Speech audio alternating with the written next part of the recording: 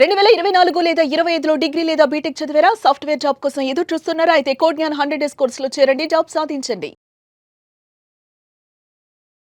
Degree branch IT వైపు కాకపోయినప్పటికీ కూడా ఎవరైతే ఉంటూ ఉంటారో వాళ్ళు సాఫ్ట్‌వేర్ సెక్టార్‌లో సెటిల్ అవ్వచ్చు అంటారా? వాళ్ళు ఫోకస్ చేయాల్సినవి వేటిపైన అంటారు అసలు? చాలామంది డిగ్రీ స్టూడెంట్స్ ఎక్కడో తెలియని ఆ రిగ్రెట్ ఉంటుంది సార్.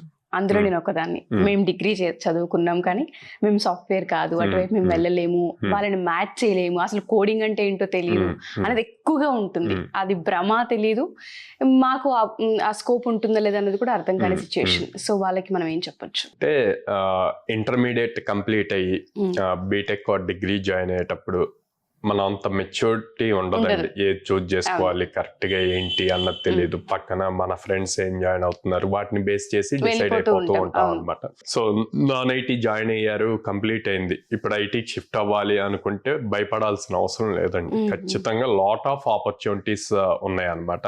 కాకపోతే ఫోకస్డ్ గా ఉండాలి. ఐటీ వాళ్ళకన్నా కొంచెం ఎక్కువ కష్టపడాలంతే. సో నాన్ ఐటీ నుంచి బోత్ బీటెక్ అవనండి, డిగ్రీ అవనండి, ఎవరైనా సరే నాన్ ఐటీ నుంచి ఐటీకి వచ్చేటప్పుడు వీళ్ళు ఇంకా మెంటల్ గా ఫిక్స్ అవ్వాలి. 1 year మనం దీని మీద ఫోకస్ చేస్తే వస్తుంది అని. అందరూ ఏమంటారంటే, అరే ఏముందిరా నువ్వు ఏమేం చదువు 3 months లో సాఫ్ట్వేర్ జాబ్ కొట్టొచ్చు అంటారు. అది ఒకప్పుడు రియాలిటీలోకి రావాలి. ఇప్పుడు అది పాసిబుల్ అవ్వదు ఇంత కాంపిటీషన్ లో. సో మీరు 2010 బిఫోర్ మీరు ఏం చదివినా 3 months ఏదో కోర్స్ చేసి జాబ్ తెచ్చుకోవచ్చు. బట్ ఇప్పుడు ఆ సిచ్యువేషన్ లేదు. సో అందుకని 1 year మనకు టైం పడుతుంది అని ఫిక్స్డ్ గా డిసైడ్ అయిపోయి స్టార్ట్ చేయాలి జర్నీ. ఈ జర్నీ స్టార్ట్ చేసినప్పుడు పర్ డే కాలేజ్ లో లాగే 6 to 8 hours స్పెండ్ చేయగలగాలి.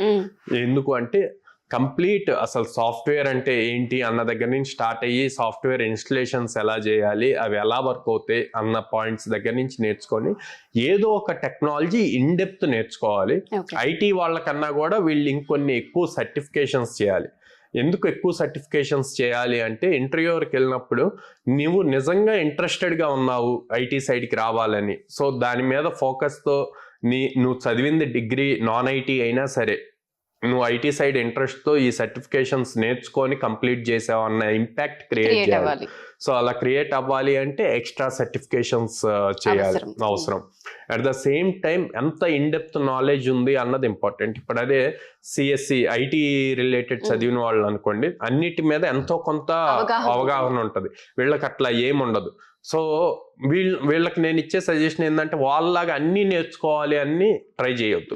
ఏదో ఒక్కటే చూజ్ చేసుకోండి, అది ఇన్ డెప్త్ నేర్చుకొని మీరు ఇంటర్వ్యూస్ కి ట్రై చేస్తున్నప్పుడు యాడ్ ఆన్స్ కొన్ని యాడ్ చేసుకోండి అంతే, ఓవర్ వ్యూస్.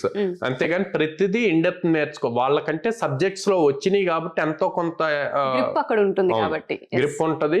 సో ఇక్కడ వాళ్ళు నేర్చుకోవటం కొంతవరకు ఈజీ అవుతుంది. బట్ నాన్ ఐటీ వాళ్ళు ఐటీకి వచ్చినప్పుడు ఒక్కదాని మీదే ఫోకస్ చేయండి. ఆ ఒక్కటి గట్టిగా ట్రై చేయాలి. ఆ ఒక్కటి ఎలా చూజ్ చేసుకోవాలి అంటే దేని మీద ఎక్కువ ఆపర్చునిటీస్ ఉన్నాయి మార్కెట్ లో అన్నది రీసెర్చ్ చేసుకొని దాని మీదే చూజ్ చేసుకోండి.